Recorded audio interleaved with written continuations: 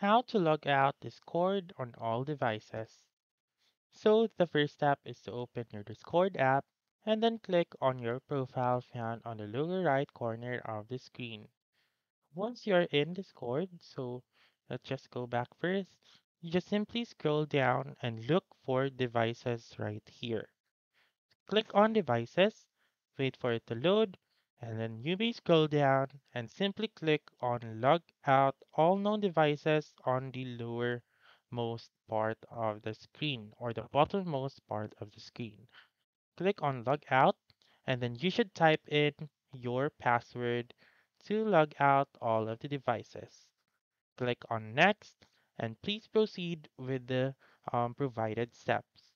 So once you click on next, you just simply follow the steps needed and then all of the devices will be logged out. So again, you just simply go to your profile found on the lower right corner of the screen, go to devices and click on log out all known devices. Type in your password, click on next, and then that's it. That's how you can log out Discord on all devices.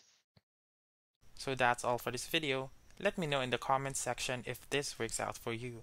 For more helpful tutorials like this, please subscribe to our channel and don't forget to click that notification bell.